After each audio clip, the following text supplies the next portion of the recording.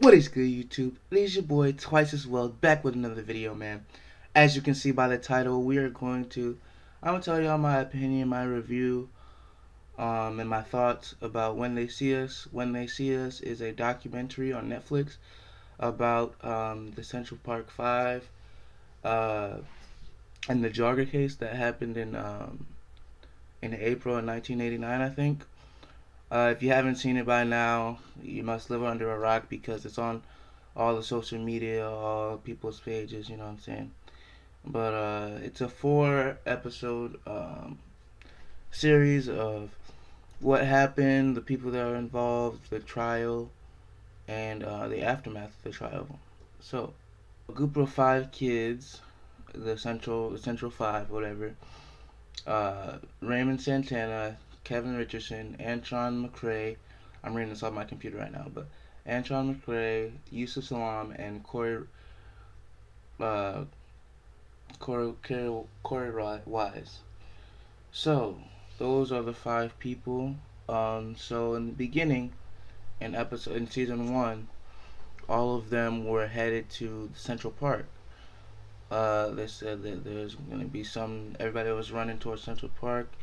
Them boys were just messing around, playing around with each other. So when they're at Central Park, a big fight started out, but it wasn't really, and none of them were really involved in it.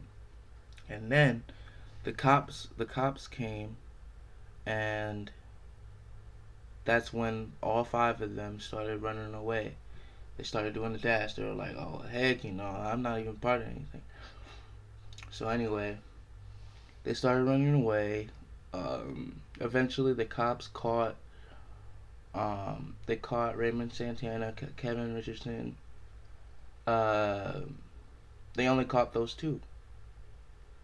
Yeah, they only caught Raymond Santana and Kevin Richardson. Um, when Kevin Richardson was running away, one of the cops, punched him in the face and then handcuffed him. And in that situation, Antron was watching.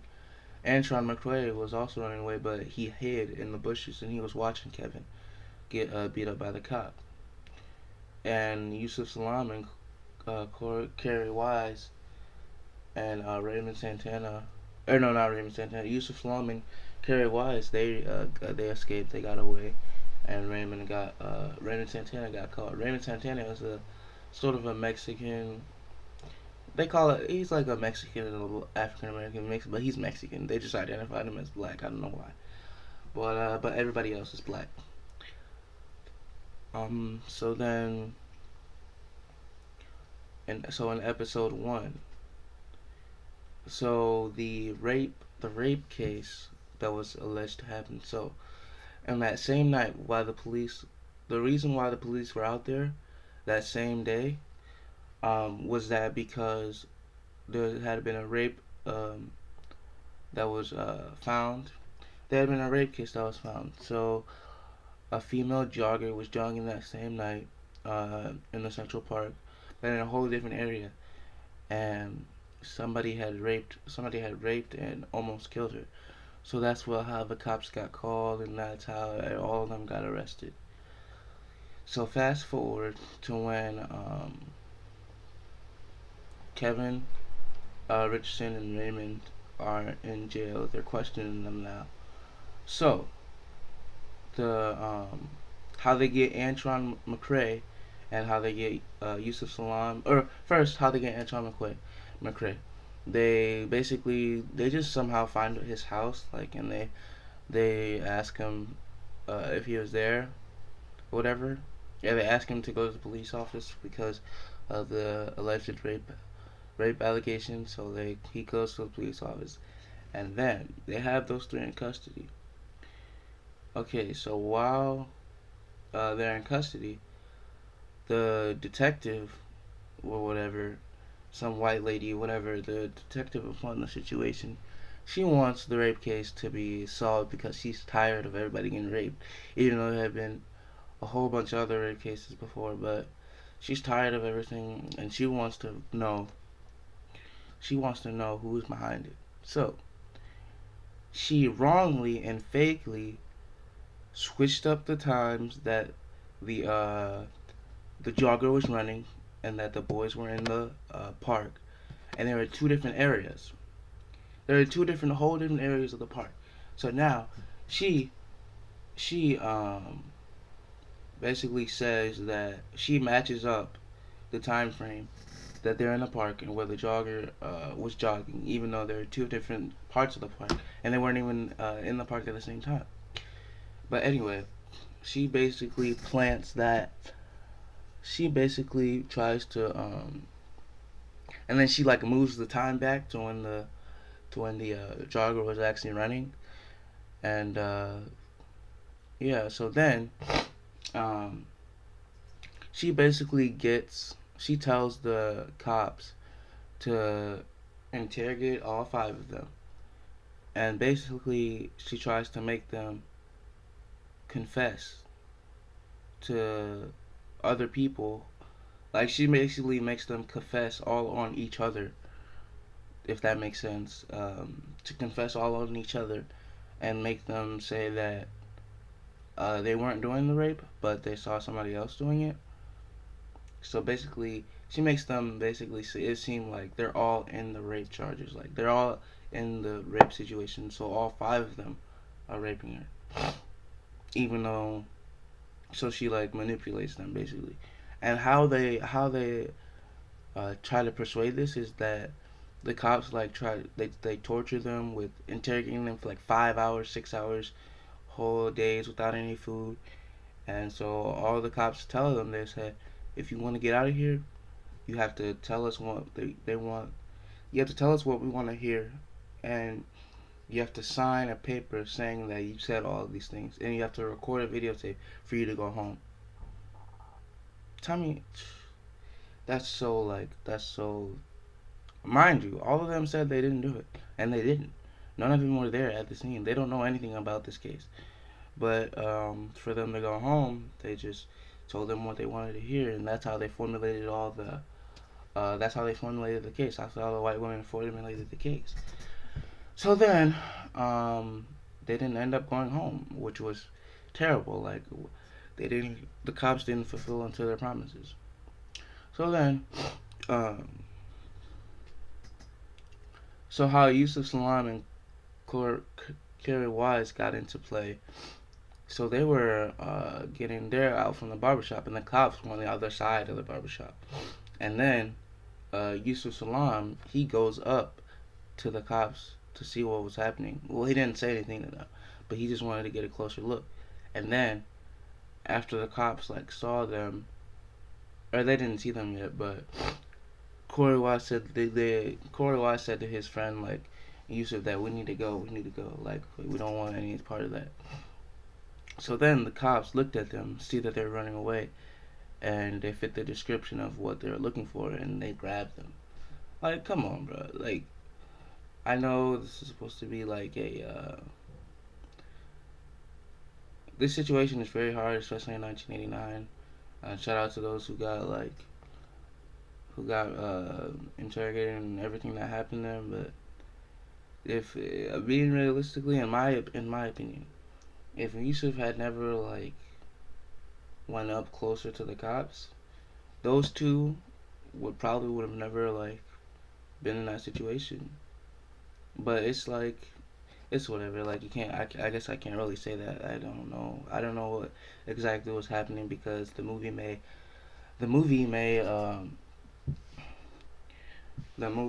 like switch some things around what really actually happened. They may have just actually found them in real life. Like that situation couldn't have actually happened. But anyway, so they all got interrogated. They all signed something because the cops promised they were gonna go home, but obviously that was a lie.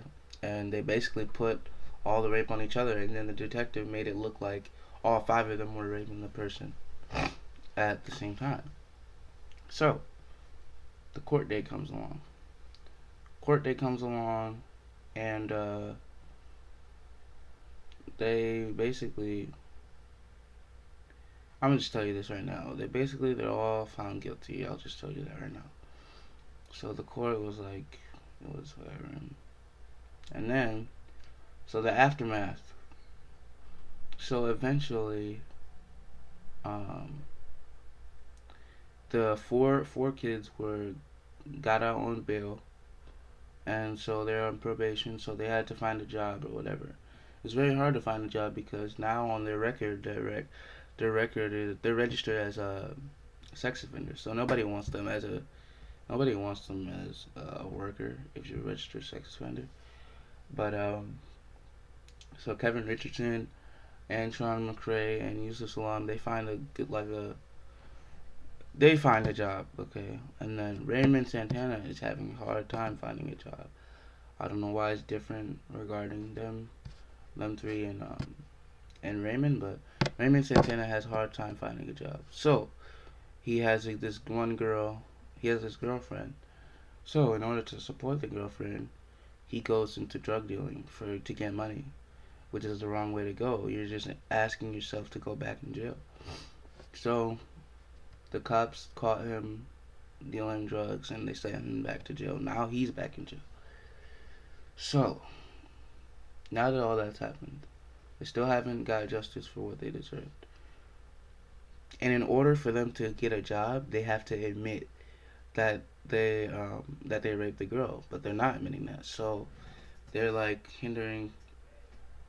There's no way for them to get a better job if they don't like accept if they don't accept the rape allegations. So one of the very tough and very sad parts about this whole thing, this whole allegation case, is that Korey Wise, he was charged. He was not charged about rape, but he was charged on assault. So they sent him to a whole different other prison than where they sent all the other four people. So they sent him to like a correctional facility or something like that, where he got tortured. He got like really tortured. They sent him to like an asylum or a correctional facility where like a whole bunch of the police didn't, the guards didn't care about him. He got beat up basically every day by inmates in a put together cell or whatever. Like when the guards left, all the other inmates just beat Korey up. He almost died because of it. And so he asked for solitary confinement. So he got transferred into solitary confinement. So he's by himself now. So there's this one white cop, really good white cop. White cop, I salute you for doing this, man. Helping a brother out. But the white cop basically looked out for Korey. He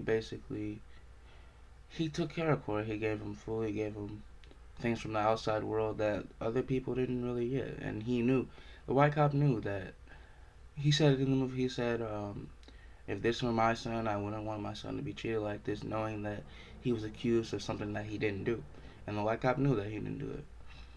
So the white cop basically took care of him, made sure that he did like his work and stuff like that, so he could get out of it, get into better facilities. So now, fast forward, Korey gets into the medical. I mean, Korey gets man. Korey Wise, he gets the cop tells him that he can. The cop tells Korey that if he does like some janitor duty, that he'll get more of like a leisure or whatever. He'll get more of like a I guess he'll get better. I don't know, but he just told him that if you do your basically he just told him that if you do this janitor stuff, that it'll decrease your, I guess, time in here. I don't know what. It'll increase your goodwill into getting a on probation and out of jail. So every time that he had a meeting to get out of jail and put on probation, all they would say is that, do you accept all the rape charges that were put against you? And obviously he says no because he didn't do anything. So then in order to get out of jail, he would have had to accept that. So he was just, it was like just a real cycle of him going back to jail because he wouldn't accept the charges because he didn't do it. He didn't do it. Everybody knew he didn't do it. But anyway, so that's his case, and he's still getting beat up every day before he went to solitary confinement. So after that, um, he goes to when he's working on when he's doing when he's the janitor, when he's mopping the floors. There's this other guy that's in the same situation as him. Um, he's sitting down watching TV, and the guy that's sitting down turns down the volume, and Corey gets mad at that. He says, "Turn up the volume," and then they got into this whole scuffle, and um, now they know each other. So they are now the guy that was sitting down comes into like he goes. I guess he gets sent into another. He gets sent to another facility or something like that because they couldn't cooperate with each other because they had a fight. All right. So now, in the beginning, the white lady that accused them, or that the white detective that basically made up lies to make the case connect to each other and make them go to jail. It turns out, or it's not turned out, but there was another brunette lady that was supposed to help her on the case. But the brunette lady like seen that everything was BS. Like there's no way of connecting these two cases. Like they obviously didn't do it. It was in different time periods and everything. Like they were in two separate parts of the park. There's no way that you're crazy if you think you're gonna try to do this. So that's what she thought. So then that's why from the jump the brunette lady basically signed herself off the case. She's not doing the case anymore. So now back to present time, back to when Corey was getting beat up and all that stuff. Now he's in solitary confinement. Now the brunette lady, she she goes back into the oh no the brunette lady goes back into the detective like she goes back into the case that happened. And you guys remember the guy I was talking about that was fighting with Corey in the when they're to turn up the volume and everything? That guy is the actual rapist. That guy is the person that raped the woman, that actually raped the woman. So now he confessed because um, he realized what he did and what Corey had to go through, like what he was going through because he was wrongfully accused of the raping that he was doing. Like, and this guy's name that I was sitting down, his name is something May Reeves, something like that. But so he confesses. He confesses to the brunette lady. So now the brunette lady opens up the case back up again, and it turns out that all the fingerprints of his blood, since it's so now it's like 2000, 2001, 2002, something like that.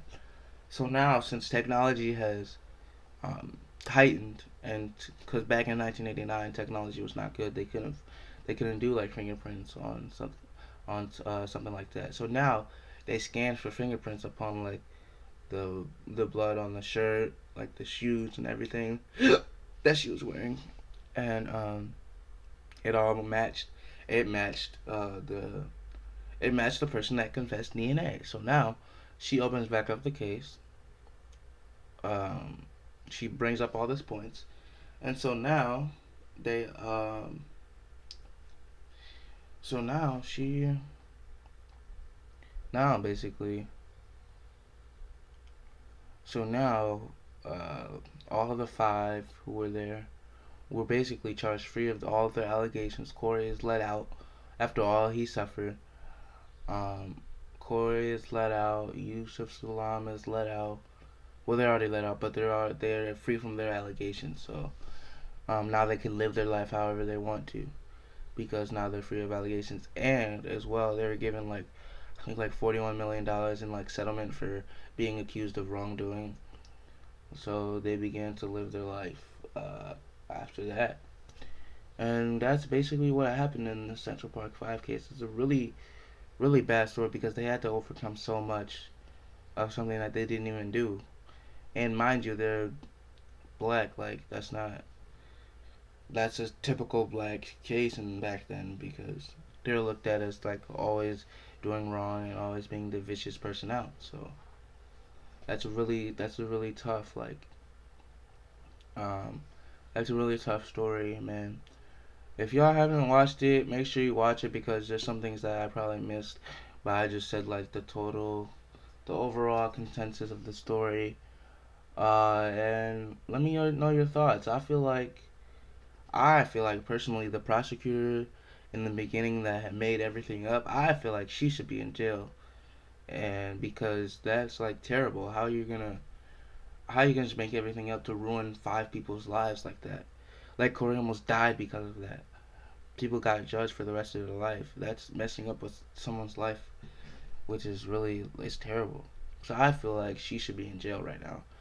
But she just resigned from her job and stuff like that. I don't know the current status of her because I feel like she should definitely be in jail, man. That's just terrible.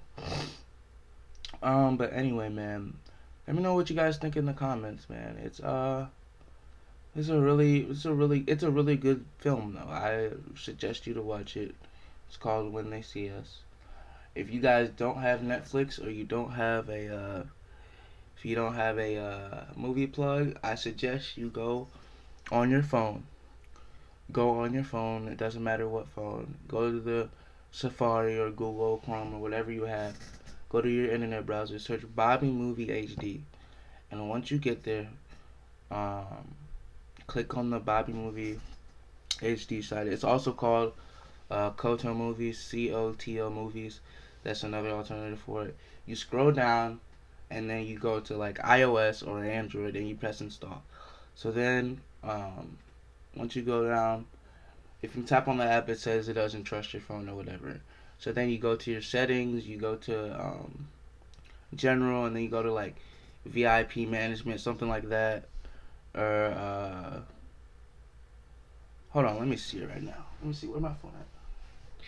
Jesus Christ, where my phone at, my guy? I can't find it anyway. But anyway, you go there, and then you go to trust, and then it says trust, and then once you click on the once you go back and click on the actual app now it's gonna work, and you just search When They See Us, and it'll be right there, and you just click it, watch all 4 of the videos, and you'll be straight. And this is also a plug for TV shows, any movies that are like let me say like 2 weeks old, something like that. It'll have it right there. Like it's a nice app, man. I suggest you guys go download it. But anyway, that's the video for today, man. Make sure y'all like and share and subscribe, man. If you're new, man, we're on the come up, man. This is our new channel. Once again, if you haven't checked out my gaming channel, it's called Clutch Nation, and we're on the grind, man. In my life, I'm getting ready for graduation. It's gonna be next week, Thursday, man. So I'm excited for that. Excited for the new journey. And it's been your boy Twice as Wealth. Make sure you like, share, and subscribe if you're new. And I am out, bruh. Peace.